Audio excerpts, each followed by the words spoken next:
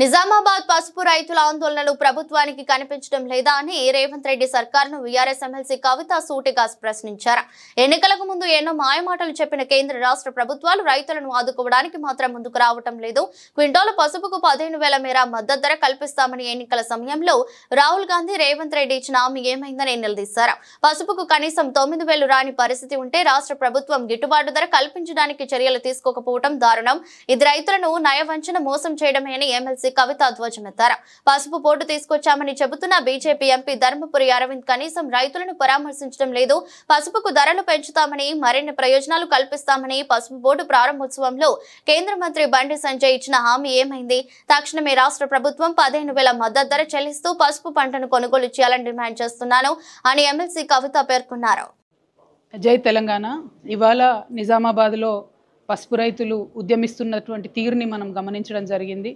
మొన్న మిర్చి రైతులు అదే తీరుగా ఉద్యమించిండ్రు.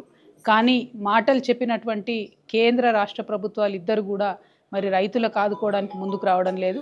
నిజామాబాద్లో పసుపు రైతులకు 15,000 మద్దతు ధర ఇస్తామని చెప్పి కాంగ్రెస్ పార్టీ అధ్యక్షుడిగా ఉన్నప్పుడు ఇప్పటి ముఖ్యమంత్రి గారు రేవంత్ రెడ్డి గారు మాట ఇచ్చి ఉన్నారు. అదే మాట గౌరవనీయులు రాహుల్ గాంధీ గారు కూడా చెప్తున్నారు. కానీ పసుపుకు ఇప్పుడు కనీసం 11,000, 9,000 కూడా రానటువంటి పరిస్థితులలో ప్రభుత్వం ముందుకొచ్చి మా నిజామాబాద్ పసుపు రైతుల్ని ఆదుకోకపోవడం అన్నది కేవలం రైతుల్ని నయవంచన చేయడమే, మోసం చేయడమే. కాబట్టి తక్షణమే రాష్ట్ర ప్రభుత్వం ముందుకొచ్చి పసుపు పంటను కొనుగోలు చేయాలని చెప్పి కనీసం 15,000 రూపాయలు మద్దతు ధర ఇవ్వాలని చెప్పి నేను డిమాండ్ చేస్తూ ఉన్నాను.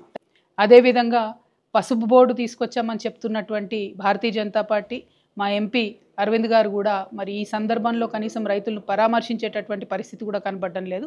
పసుపు బోర్డు తీసుకొచ్చారు, దానికి చట్టబద్ధత లేదు. పసుపు బోర్డు తీసుకొచ్చినారు, దాంతో పసుపు రైతులకు ఒరిగిందేమీ లేదు. కనీసము ఆ పసుపు బోర్డు ఇనాగ్రేషన్ టైంలో బండి సంజయ్ గారు ఒక మాట చెప్పినారు, మేము చాలా దీంతో పసుపు రైతులకు లాభం చేస్తాము, ధరలు పెంచుతామని చెప్పినారు. మరి ఆ ప్రయత్నం చేస్తున్నట్టుగా కూడా కనీసం కనబడతలేదు. సో ఇవాళ కేంద్ర ప్రభుత్వం కూడా ముందుకు రావాలని చెప్పి రైతులను ఆదుకోవాలి, పసుపు రైతులను అని చెప్పి నేను డిమాండ్ చేస్తా ఉన్నాను.